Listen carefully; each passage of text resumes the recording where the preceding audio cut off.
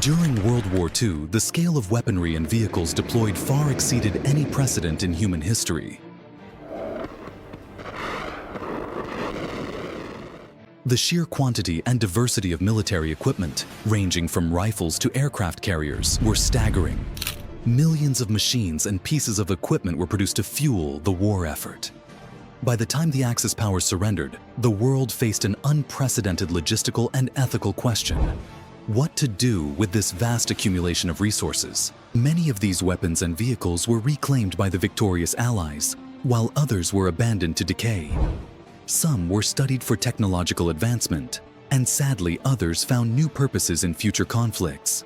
The story of these war machines is as complex as it is fascinating, encompassing innovation, devastation, and profound moral dilemmas. The war in Europe officially ended on May 8, 1945, when Germany signed its unconditional surrender. After nearly 6 years of relentless conflict, the continent lay in ruins. Cities were reduced to rubble, millions of lives were lost, and the fabric of society was frayed to the breaking point.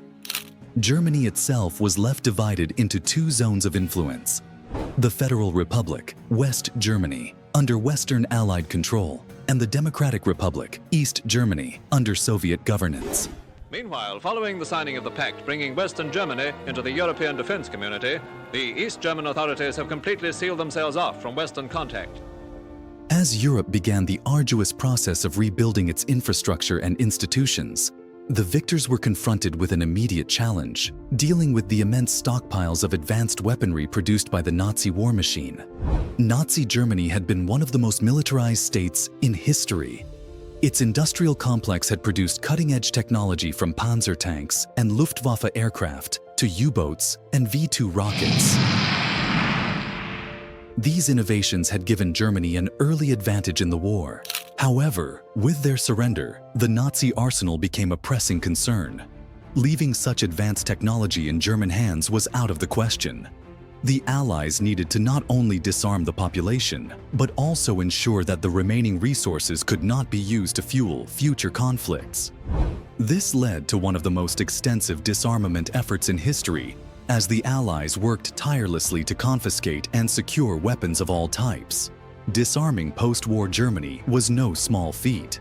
German civilians had hidden caches of weapons, including military-grade equipment. Fearing the chaos and instability of the immediate post-war period, the Allied forces launched sweeping campaigns to locate and seize these hidden stockpiles, dismantling what was left of Germany's military infrastructure. Yet the task was more complex than simply gathering weapons. The Allies recognized that the Nazi arsenal contained advanced technology that could not be ignored. Instead of outright destruction, the victors opted to study and repurpose much of this technology, seeing it as a valuable asset in the rapidly changing geopolitical landscape. While the devastation of World War II came to an end, a new conflict loomed on the horizon: the Cold War. The ideological divide between the Western Allies and the Soviet Union quickly escalated into a tense rivalry. Both sides viewed the spoils of war not just as trophies, but as tools to secure strategic advantages. Germany's advanced technology became a critical prize in this nascent struggle. The Soviet Union claimed a significant portion of Germany's military resources, citing their immense sacrifices during the war. Entire factories, research facilities, and even skilled laborers were relocated to Soviet territory. The Western Allies, while less overt in their demands, also capitalized on Germany's technological advancements for their own benefit. A key element of this competition involved recruiting Germany's scientific community. Nazi Germany had invested heavily in research and development across various disciplines, resulting in groundbreaking advancements in rocketry, medicine, and nuclear physics. Instead of punishing all German scientists for their roles under the Nazi regime, both the United States and the Soviet Union sought to co-opt their expertise. In a covert operation known as Operation Paperclip, the United States brought dozens of German scientists, including the renowned Wernher von Braun, to work on critical American projects such as NASA's space program. Similarly, the Soviet Union captured German scientists to advance their missile and nuclear programs. These efforts significantly accelerated the arms race and laid the foundation for many of the technological achievements of the post-war era. One of Germany's most impressive wartime innovations was the Type 21 U-boat. A submarine far ahead of its time, capable of remaining submerged for extended periods, it featured advanced propulsion systems that enhanced speed stealth and crew comfort. Though it arrived too late to alter the outcome of the war, its design became a blueprint for modern submarines. After the war, the Allies scrambled to incorporate the Type 21's features into their naval fleets. The United States, Soviet Union, and even smaller naval powers like Sweden benefited from studying these submarines, marking a significant leap in undersea warfare technology. On the water bug to the Pickerel, America's latest type submarine. Equipped with the Schnorkel breathing tube, the Pickerel recently remained submerged for 21 days, traveling over 5,000 miles, a new world record. Now to test the reliability of this underwater vessel, it surfaces at an angle of 48 degrees. The ethical dilemmas surrounding the use of Nazi research are perhaps most evident in the field of medicine. During the war, Nazi doctors conducted horrific experiments on concentration camp prisoners, often resulting in unimaginable suffering or death. While these atrocities were universally condemned, some of the data obtained was later used to advance medical and military knowledge. For instance, findings from hypothermia experiments contributed to improved survival techniques in extreme cold conditions. This raises a profound question.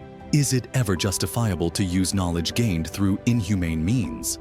The debate continues to resonate among historians, ethicists, and medical professionals alike. How can you think that that's reasonable? Did anybody who is associated with this process ever study the Holocaust? German engineering also left a lasting legacy in the realm of small arms. The STG-44 assault rifle, a revolutionary design for its time, directly inspired the Soviet AK-47, one of the most iconic and widely used firearms in history. Similarly, the MG-42 machine gun, known for its reliability and rate of fire, influenced the development of numerous post-war weapons. Ironically, many of these German-inspired designs were later used in conflicts such as the Korean and Vietnam Wars, where former allies and adversaries fought with technology rooted in Nazi innovations. Not all of Germany's wartime resources were repurposed. Transporting heavy equipment like tanks and planes across the Atlantic was often impractical and costly. Many vehicles were simply scrapped for metal or discarded. A notable example is Million Dollar Point in Vanuatu, where the US military dumped enormous quantities of surplus equipment after the war. Everything into the sea, and just to make sure no one had access to it, they blew up the jetty. This is where this area gets its name, Million Dollar Point. Similarly captured German naval vessels were used in nuclear bomb tests to study the effects of atomic explosions before being scuttled. These actions served both practical and symbolic purposes, ensuring the equipment could not be reused while demonstrating the power of emerging nuclear technologies. Some of Germany's weapons remain unaccounted for to this day. During the war, German forces buried secret caches of arms as part of Operation Werewolf, an initiative aimed at launching guerrilla warfare against the Allies. Although the plan never materialized as intended, many of these stockpiles were forgotten. Over the decades, treasure hunters have uncovered hidden weapons in remarkably well-preserved condition, thanks to favorable environmental factors. These discoveries offer a tangible connection to the past and a reminder of the war's enduring impact. In certain regions, abandoned wartime vehicles have become eerie relics of history. The deserts of North Africa are littered with rusting tanks and aircraft preserved by the arid climate. Eastern Europe's battlefields tell a similar story, with vehicles and equipment still trapped in the mud decades after the fighting ceased. These sites serve as haunting reminders of the scale and brutality of the conflict, offering a stark contrast to the polished exhibits found in museums. The post-war fate of Nazi Germany's weapons also included recycling. The Soviet Union in particular used captured materials to rebuild its industrial base, which had been severely damaged during the war. Meanwhile, many items found new lives in museums where they now educate future generations about the horrors and innovations of World War II. These relics range from small arms and uniforms to full-size tanks and aircraft, offering valuable insights into the era's technological and human stories. The story of Nazi Germany's weapons is a complex tapestry of destruction, innovation, and ethical challenges. These technologies shaped the Cold War, influenced modern military development, and sparked debates that persist to this day. They also serve as a sobering reminder of the devastating cost of war. What do you think? Was it right to use Nazi scientists and technology to advance military power? Share your thoughts in the comments below. Don't forget to like, share, and subscribe for more stories that uncover the hidden sides of history. Thanks for watching.